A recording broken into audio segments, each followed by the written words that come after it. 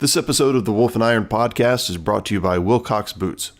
Pete Wilcox was kind enough to send me a pair of boots, and I've had them on for about 2 months now, guys, and I'll tell you what, they're just fantastic. One of the things that makes Wilcox boots different is that they feel already broken in. They fit from day one. They're very comfortable. Now, I know the break-in period for boots is kind of like a badge of honor, but that never made sense to me. I want to know that the boot that I've bought is going to fit me right from day one, and it's going to last a long time. Head over to wolfandiron.com/017 to check out the show notes and also for a link out there to Wilcox Boots. Enjoy the episode. Duty, honor, country dictate what you ought to be, what you can be, what you will be. The destiny of man is not measured by material computations. When great forces are on the move in the world, we learn we're spirits, not animals. Now, we are the masters of our fate. Howdy, men. Welcome back to another episode of the Wolf and Iron podcast. I'm your host, Mike Yarbrough, founder and curator of wolfandiron.com. Today we've got a fun episode. We're going to be talking all about gaming and trying to answer the question whether or not gaming is manly. Now, if you're like me, you grew up maybe in the 80s and you played Nintendo and you saw games evolve, and let's not forget about Sega, let's not forget about Atari, but you played games sort of recreationally. I mean, it wasn't like a big community thing like it is today. We certainly didn't have the online gaming experience and stuff like that as we do today. But gaming has really transformed into something that's really a lifestyle. And the issue that I have, or the question that I have that I'm trying to get to the bottom of it, is it beneficial to us? Is there something about it which we need and we're getting from gaming and we should get from that? Or is it not? Is it harmful? I've got two sons. Right now they're 14 and 17 years old. My youngest especially loves to game, and he would definitely identify more with that gaming community. And actually, my sons introduced me to our guest today, Kyle Blessings, better known as Blessious over on his YouTube channel. Now, according to my boys, Blessious is the first person that's of celebrity type status that I've interviewed. And they were super excited by the fact that I just sent him an email and said, hey, man, you want to do this podcast thing? Let's talk about the manliness of gaming and how that all fits together. And now they've listened to the episode. They've given it their thumbs up, but they have told me that there were a number of points where I sounded like a scrub, which is not a good thing. You don't want to be a scrub. So I did my best here, but I was a little bit outside of my wheelhouse. However, it's a fun episode, and I think you guys are going to enjoy it. Okay, let's get to it. Mr. Kyle Blessings, thanks so much for being a part of the show today. Hey, thank you for having me on. Yeah, man. And just so you know, from my son's point of view, I got two boys. I've got a 14 and a 17-year-old. From their point of view, you're the first celebrity and actually probably the first important person I've ever interviewed. So that's I think it's high honors coming from them. I don't know what to say. I've never been regarded as anything like that. Well, I'm excited to be on. I actually asked my youngest, who's a big fan of yours, I said, hey, do you want to come in and talk to Blessious, as you're otherwise known? We'll talk about that in a minute. And he said, I'm not sure if I know what to say. And so it's been kind of fun, actually, because I've said, give me some of like the gamer terms and things that I would know. So if he talks gamer to me, I'll know what he's saying, So we had some back and forth and stuff, and that's been good. But he wanted me to tell you that he doesn't think you're a potato. Oh, my gosh. So yeah. you know what that means. So, all right. And the other guys who are listening to this that are gamers, they'll pick up on that as well. So. Oh, that's funny. Yeah, if you don't know, it means like sometimes in a gaming community, like people are regarded as like the pros have like this little thing where like if you're not good enough, you're kind of like a potato. And I also apologize about the dog noises. My dog Han and Leia, they always get boisterous when I'm on the phone, so I apologize.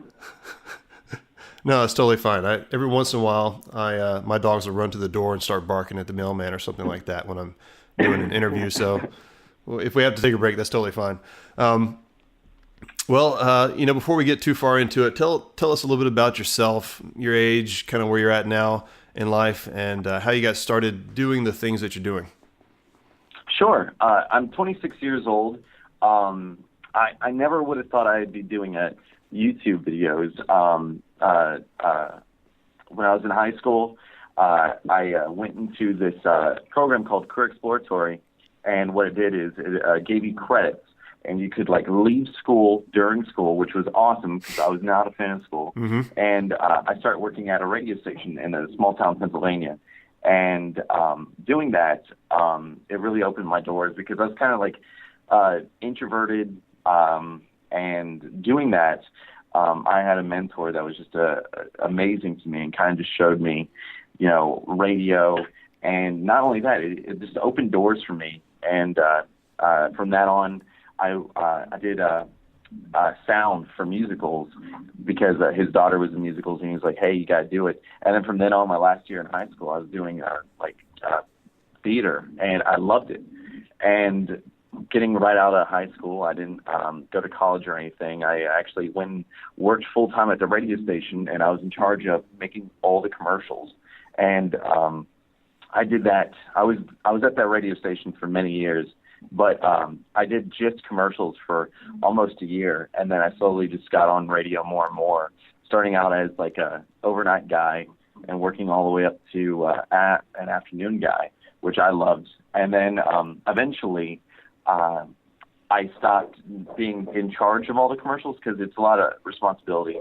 And around the year, I think it was like maybe 2010, 2011, they started trying to do social media stuff, and small town Pennsylvania, not any radio stations were doing Facebook at the time, which is kind of crazy to think that like there's a time when radio was just like, oh, Facebook, that's not important. It's not going to catch on, right? Yeah. That's not going to catch on. And so I launched all the Facebooks for all the radio stations there, and then we actually started, I worked with someone that came over from the competitor radio station, which was like kind of like a big deal. It was kind of like a MI6 coming over to CIA. We're like, tell us everything you know, kind of thing. But one thing that he was just like, hey, the other radio station, they're just worried about radio sales. I think we should do like try to make commercials or just like shoot video and sell it to clients and post it on our social media pages. So doing so, that's when we started shooting video, and I started editing, and we got to this, what is it? Not a bank, but a credit union, and we actually sold them that we would produce a radio spot, or not radio, but a TV commercial for them. Yeah. And we would sell it to them for like cheap, like $200, when, said businesses would do it for like, thousands. Mm-hmm. And so it was like the first one we ever did, and it was the first time I ever really edited anything. And they got it, and it was kind of crazy. That was like the first thing I ever edited. And from then on, I started editing video almost every day at the radio station. And that's how I started learning how to really use editing programs. I use Final Cut. I don't know if anyone out there knows real editing platforms, but that's what I've always used. And it's kind of weird how easily it translated over when I eventually started doing YouTube videos. Yeah. Yeah, that's pretty amazing. You touched on a couple of things there. The first thing that always stands out to me whenever I'm talking to anyone who's an entrepreneur, they always start with, and I do the same thing, I didn't like school. And there's something about, and we feel like such a loser, like, God, everybody's doing so well, but I freaking hate this place. If I could just hang out with my friends all day, that'd be fine. But I don't want to do all the classes and the schoolwork and the structure and that kind of stuff. And I think there is just an innate creative energy that wants to come out that doesn't really have a place in school, right? Because you're trying to conform everybody to a certain kind of way of doing things.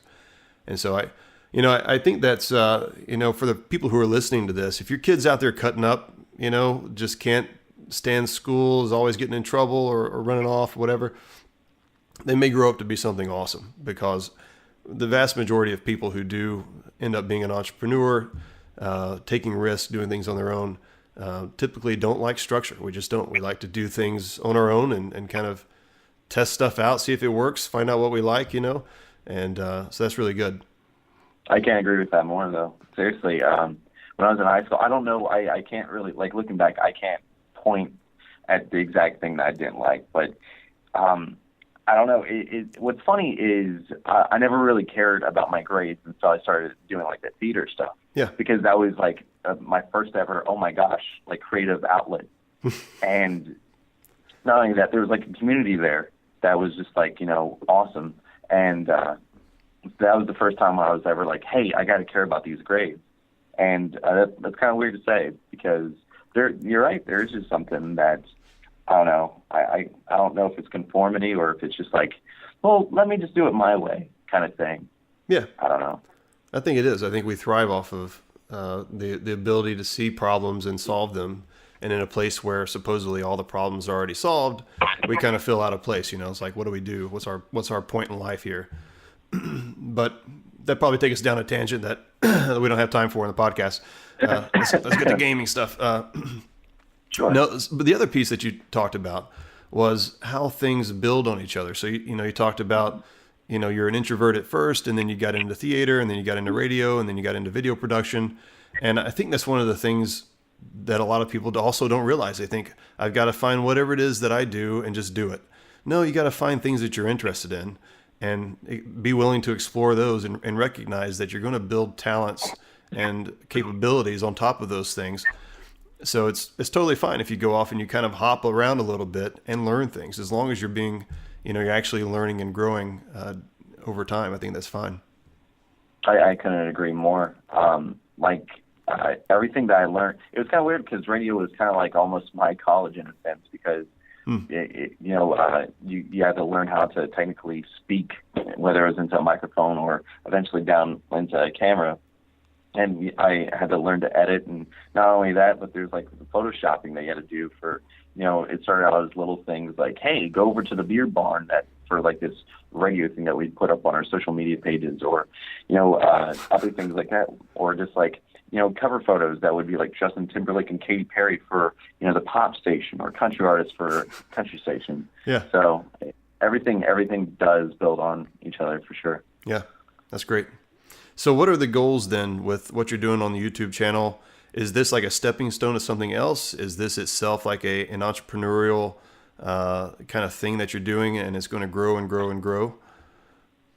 It's kind of weird because, one, it's something that I never would have thought would really catch on, because how I got into it's kind of weird, because I always had really like these people that I would always like, no matter what, even when I was like in high school, I'd always watch YouTube videos and just be like, man, I wish I could do that. Yeah. And it was something I never thought that would actually like lead up to anything. I thought I'd just be in radio my whole life.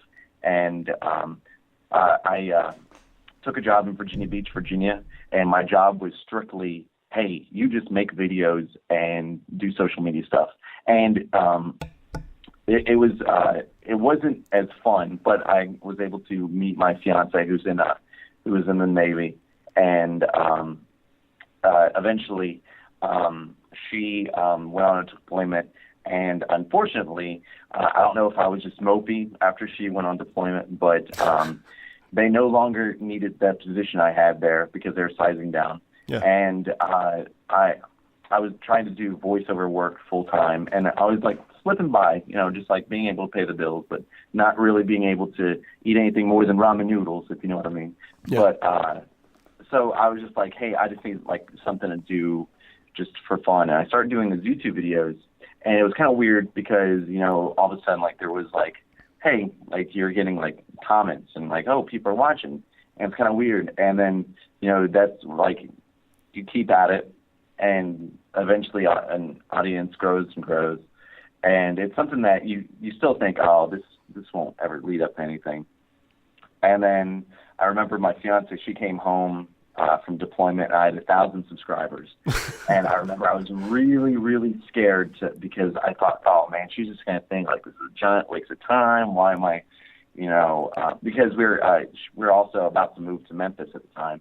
And so like the voiceovers were great because I could do them from home. But I knew that, she would eventually want me to go out and get a job. Yeah. And so like I was like, I should be hesitant about this. And then she was like, oh, that's cool. And then like I showed her like other YouTubers, and she was like, I mean, I'll support you, but as soon as we get to Memphis, you're finding a job. And so I was like always like months out, I was trying to find like a radio job or a sales job and go into Memphis. And eventually, when we got here, I was hired as a marketing director or marketing person for a local fast food chain here. And while it was not a bad job and it paid well, there was little marketing and more serving. And it made me realize waking up at 4 a.m. every day and getting there at 5:30, how much I didn't want to do that. Yeah. And I was like, man, it's a pipe dream just to, do YouTube full time. It's a pipe dream. And I'd always say that to my fiance, Sophie. I'm like, one day that's a thing. And so I know like eventually numbers grew, and I was featured on Bungie's website. That's the people that developed Destiny, which is a popular game that I play on the channel. Yep. And I got a little bit more traction, and it was kind of like a weird snowball effect. And I remember working at the fast food place in September, and I was contacted by someone at Activision who publishes Destiny, and they're like, hey, would you be interested in coming to Seattle to play Rise of Iron before it comes out? That was the expansion for Destiny. Yeah, wow. And I was just like, oh my gosh, like this is like, because I'm like, nothing like that has ever, like no cool thing like that has ever happened to me in my life. Like when I worked in radio, the cool thing was, we did St. Jude radiothons. Hey, we'll go take you to visit St. Jude. That was the cool thing. Yeah. Well, it was just like, oh wow, like you feel appreciated. And it was weird because I was small at the time. I think I worked up by September like 40,000 subscribers. Yeah. And you have to realize that even right now, I'm still considered a small guy in the YouTube realm. And but I was so thrilled and honored. I went there. It was a great time. And then in late October, I don't know, like I was getting really tired of really just doing the 5 a.m. stuff every day.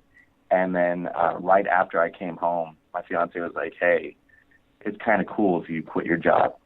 And so like I quit my job in close to October.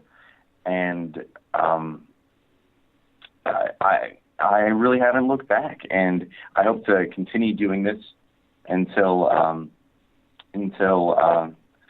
I don't know. Like it's weird because it's been a pipe dream for so long. It's hard to answer what's next. Yeah. I hope that I can just stay afloat and keep going and being able to do this for the next couple of years, and hopefully by then, the next thing pops into my head. But right now, it's the ultimate dream of it's radio mixed with video production.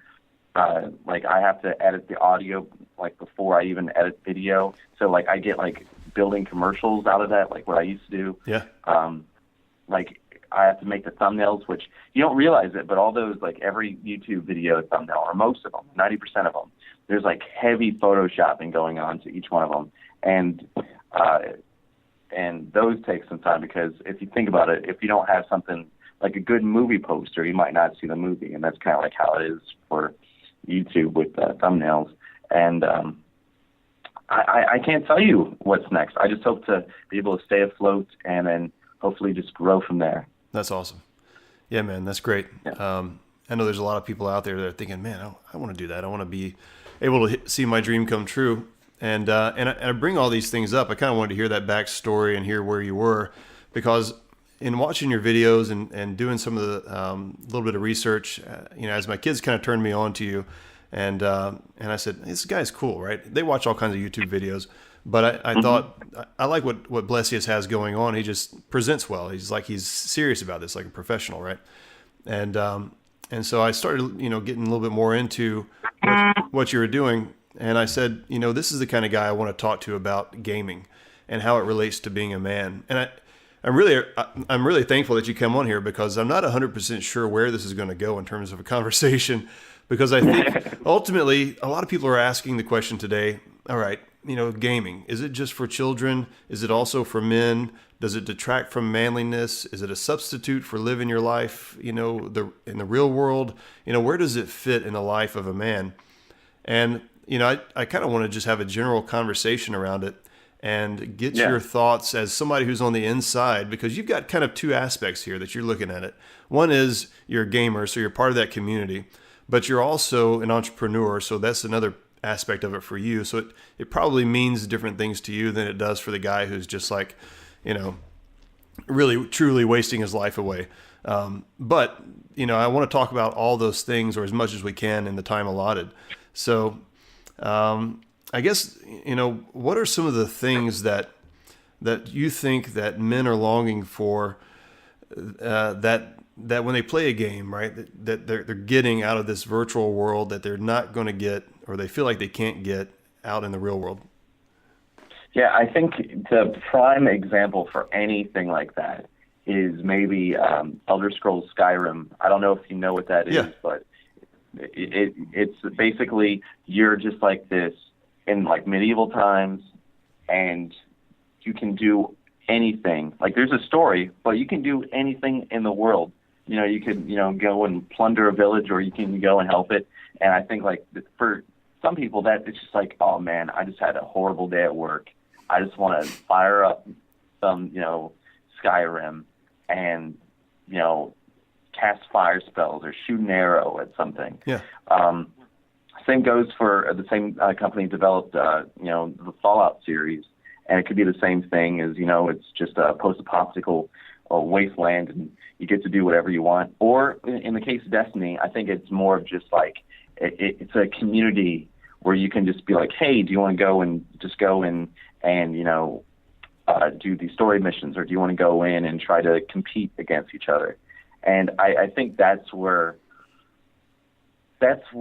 like the escape lies right there. Yeah. I think like there's so many comparisons. I mean, it's pretty broad, because if you look at games like Overwatch, you could be like, hey, do you want to play with me, and we'll try to work together and beat the other team. You could look at it as Legend of Zelda, where it's just like it's you and this huge world, and you got to save the princess and defeat evil Ganon or something like that. I don't know, like I just think that for me, I used to have some stressful days at work, and it was just a nice little break.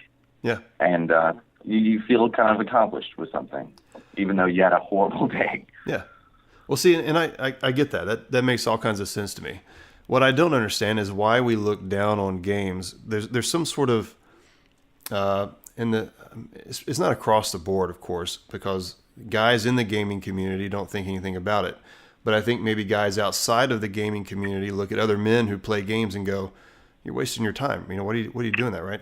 But if the guy said, "I'm going to chill out in front of the TV. I'm going to watch a movie," or if he said, "I'm going to read a book, an adventure book," it wouldn't be a big deal, right? We wouldn't be like, "You're wasting your time. Oh, that's stupid." We'd say, "Oh yeah, good for you, man. Have a beer. Read a book."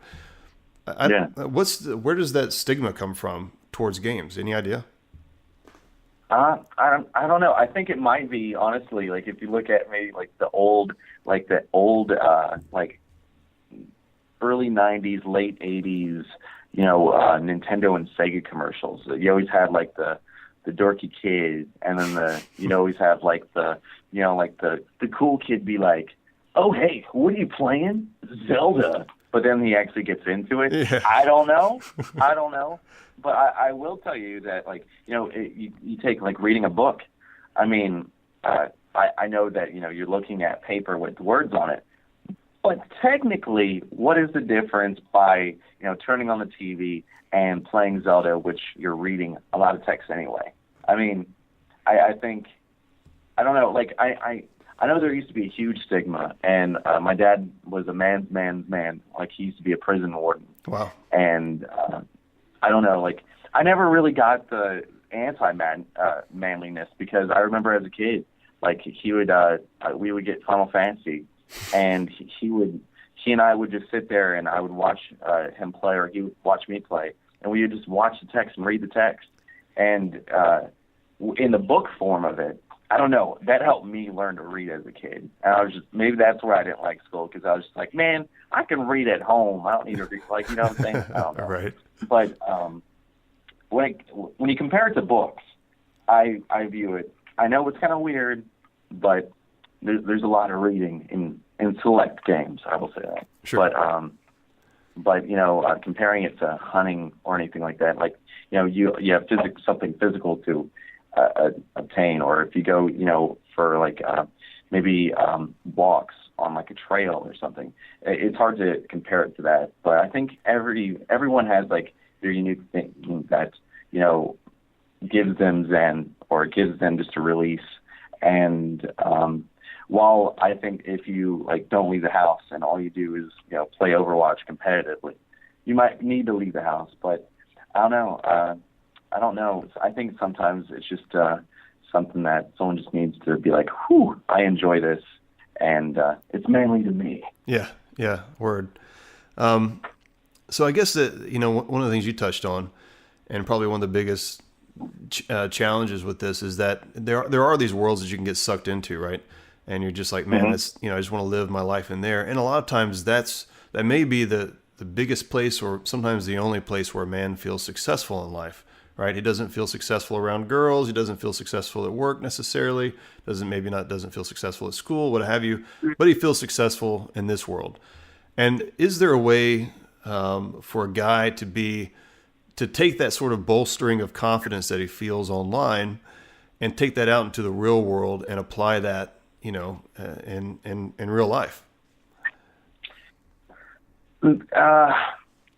That's kind of a tough question, because I think that might be just based on the person a little bit. Yeah. Because you could look at it like, hey, I really love this game. I want to go to maybe this convention. Whether it's like something that's for that game related, or maybe it features a lot of things that a lot of people like Comic Cons, or one of the PAX conventions. And that could be like, you could how serendipity could be, like all of a sudden you can be like, hey, I really like this. Someone can be like, hey, I like how you present yourself. Yeah. Hey, we're looking for a social media director. And then all of a sudden you're like, how did this happen? So there are weird things that can happen from that. I mean, I look at it as like, I'm making these videos and someone from Activision was like, hey, you want to come play a game before it's released? We'll fly out there. I'm just like, what? Is this real life? It's different for every person. I think like if you're really afraid to like step out, Yeah. you won't have those effects.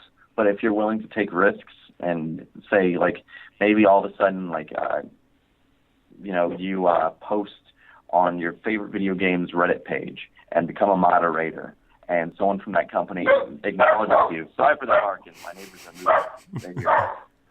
Shut up, dog. But hang on one second. All right.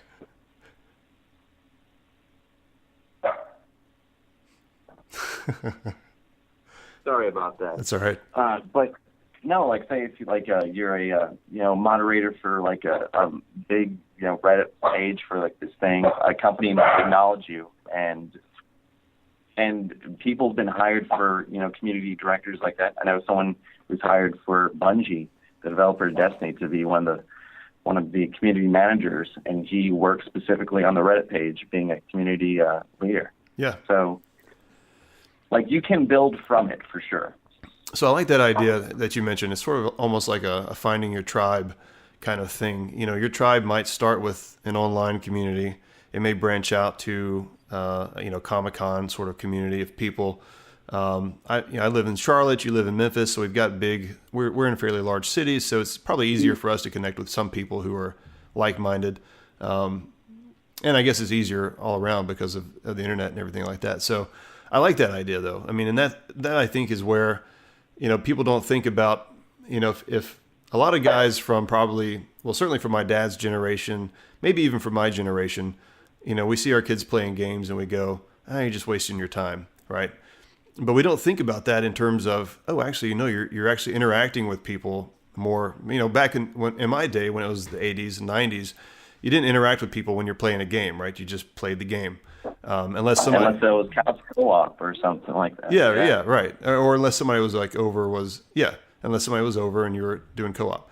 So, but other than that, you basically were just playing the game. It was a very, socially, I don't know what you call it, isolated thing that you did. But now it's very interactive. And I see my kid, he's chatting with other people. So I do like that idea that it's not necessarily this enclosed system, but it actually is a community. But that kind of leads me to like another question though. Let's say we look at that community and we say it's sort of like a band of brothers. And that's not really probably the right way to say it, but it's your tribe. Is there a way, you kind of almost touched on it already, but is there a way to deepen those relationships so that it becomes more than just, hey, brah, we're going to game today, or whatever the gamer slang is? That's probably not right. But is there a way to get take those relationships to the next level so that it's like, hey, we're actually building something more than just, skills up here? Well, this is kind of embarrassing, but I think this is probably like the best way I can relate to it. Okay. While I was in high school, my dad was a prison warden, and so what happened was we would move all over. I was born in Texas, but from like age, a half a year old to 7, I was in Glen Burnie, Maryland. Then we moved back to Texas. Then we moved to the opposite side of Texas. Then we moved to Pennsylvania. So like I was very just like, whoa, I'm tossed into these situations. I don't know who anyone is. And so I was like maybe 15 at the time. And I got into World of Warcraft, which is like a popular MMO at the time, and it was just released. And what you would do is you would try to do select end game activities. You'd have to form kind of like a clan. And by doing that, by having, leadership, maybe that someone's like, hey, Tuesday nights, we're going to do this thing in game. And then someone's like, hey, you're in charge of loot to make sure nothing bad happens to it. Yeah. And all of a sudden, like, there's these assignments. And so when, people get home, it might be, a married couple that might do it together and be like, hey, Tuesday night raid night, we're going to go raid Molten Core. It's like, it can do that. And I think popular MMOs like WoW have that per se, because, it's kind of like a job almost, because, you have someone that's running the show. Maybe someone's like in charge of saying what goes on with certain, events, or just something like that. And I remember being very sucked into that when I was at that age, and maybe a little too sucked into it at the time. And actually, when I stopped doing that, I was like, oh, never again. I can never get that developed or that just sucked into something. Right. But the positive thing was, like, there was a community there, and you had leadership roles, and you had like kind of like moderator roles, and you had roles where like, hey, you do this or you get booted, kid, kind of thing. Yeah. No, that's great. My oldest son is actually more into the board game stuff, and at first I was kind of like, all right, this is sort of a geeky obsession. I'll just kind of let him do it. That's fine. And as he got older, I kind of thought, and he's only 17 now, but still he's older. He's still really into it. And there was a part of me that wanted to say, okay, you need to pull back now. This is not really what you need to be doing or focusing on in life. But then we went to a couple of things have happened, actually. We've got another friend down the street who's a good friend of the family. Him and his son are really into these things as well. They come over, they play Star Wars something or other. I can't remember what it is now. But they play a couple of different things, and they're all really into it, and they love it, right? And then we went to a shop. It's almost like a Games Workshop, but it was something different. It's called Mighty Meeple. It's opened up here in Charlotte. And anyhow, they got all kinds of board games, but they got a place to play, like lots of different tables set up in the back where you can just come in and play with other people. And I learned a couple of things right off. One was all of these people in here are smarter than I am. So like the rules to the games, the movement, the understanding of the scenes, not the scenes, but sometimes the scenery and how it affects what your player can do, even the direction that your player is facing. And then everything changes, for this other game is totally different. And so I realized pretty quickly, one of the reasons that as a kid, and probably as an adult, that these things don't interest me as much as they should is because I'm not as intelligent as some of these other people. But also that there's a great deal of community and really a spirit of wanting to help each other out, and just a really good camaraderie that's built up. Yeah, and it's still a virtual world. Yes, you got real things. You got as far as cards, and you got little characters and stuff like that. But there's this there's strategy involved and so many other good things that I'm like, man, go ahead, knock yourself out on this, because it's almost kind of like what we talked about originally in this podcast, which is things build on each other. The things that you learn, it may not seem like much, but the things that you learn playing a board game are you're still building knowledge. You're still building yourself up. So, Exactly. Just like you pointed back to playing World of Warcraft, that's still something you can look back on your life and say, that actually had a positive influence on me that, that I wouldn't have, thought about. So that's good. Yeah, I definitely agree with that. Well, so you're kind of in a neat position, because where I'm trying to really influence men, probably more around my own age, in their mid-30s or so, you've got a lot of young guys watching what you do that are really, that's your audience, I would imagine. This probably spans the age range, but still there's a lot of youngsters tuning in. And how do you kind of view your role, or do you think about it? Like, what's your role in terms of your influence in their life? Does it go beyond just, hey, let me show you how to play Destiny or whatever it is, to something else? That's kind of funny, because when you first start out, you really don't know what you're doing or like who's watching, and you see like you have access to back end of YouTube analytics, but you can't really trust it, because it might show like, hey, someone that's in the 50 years of age demographic is watching, but that could honestly be their kid on their account. Sure, right. And so like it's really hard to pinpoint anything with that, but it's kind of weird, because the only thing that I really try to promote is just honestly positivity. And, like the more competitive you go in, like, say, a community, say like League of Legends or, Call of Duty or any kind of competitive game, you get a lot of negativity. Yeah. And, as the game gets older, the casual players, they fade out. Or, you have the very, very loyal members of that community, and they stay in.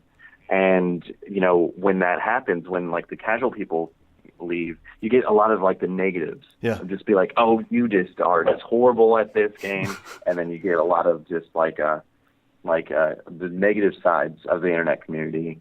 And for me, it's just more like, hey, here's this game that was, technically released in 2014 that everyone on my YouTube channel at least really loves.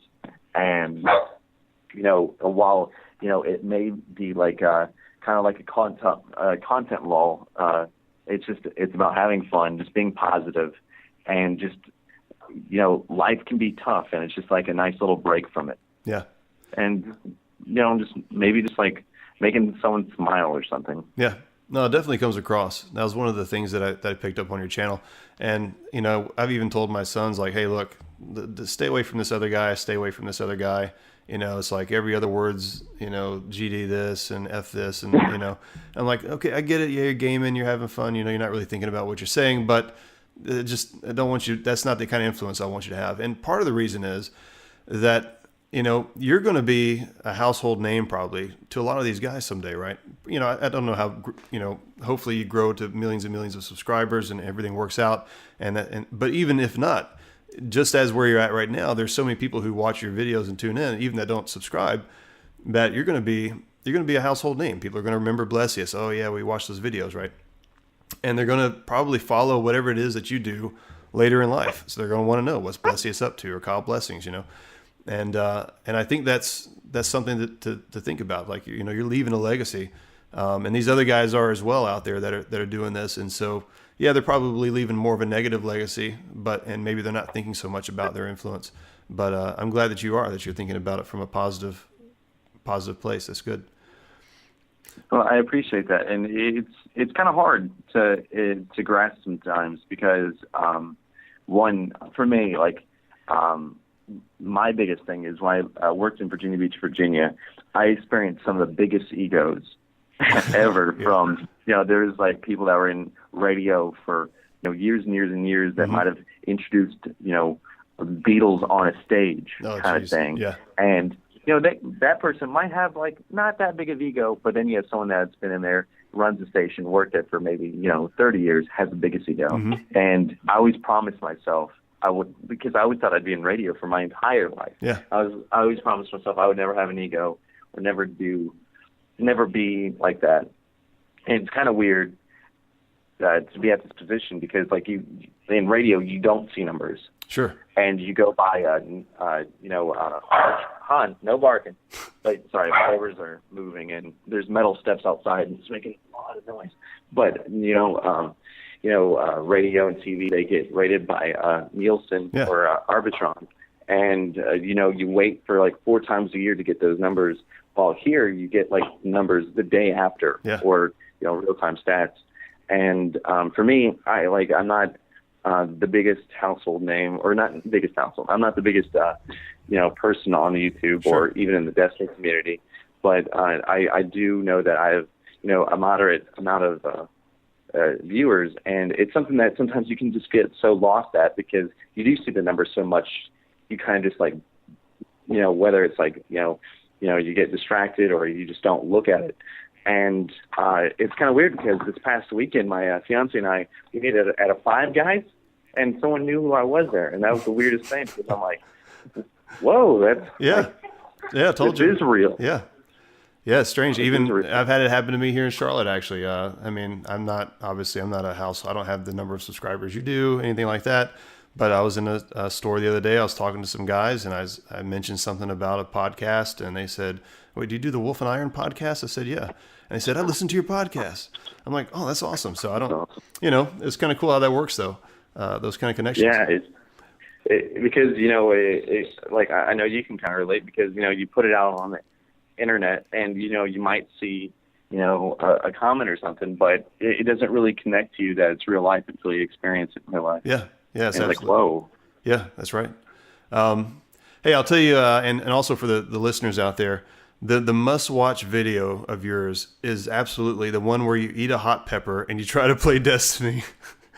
Oh. And you cry your eyes out, and you drink like 4 gallons of almond milk or something like that. And it doesn't do it. It doesn't do any good at all. No, almond milk just like is basically like water. It does or something. It just does no good. But it's awesome. That's an old one. Yeah, an old one. I remember my fiance. She was just like, "I have no sympathy for you," and I was in so much pain. Yeah, I was in so much pain. It's a great one. You can watch it over and over, people. So please do. Oh, not that. We'll have to come up with another challenge. I like just seeing you in pain. Seeing anyone in pain on the on YouTube is always good. So. All right, man. Well, look, I appreciate your time. This has been an interesting conversation. Hopefully it gives some people some insight into gaming and what that community is like, and people go check out Blessious. I appreciate you having me, and I had an honest blast. If you ever need me back on, I'd love to be on. All right, man. Thanks. Well, there you have it, men. Head over to wolfandiron.com/017 to see the show notes on this episode. I'd love to hear any feedback you guys have. And until next time, keep your powder dry, and may a fair wind be always in your sails.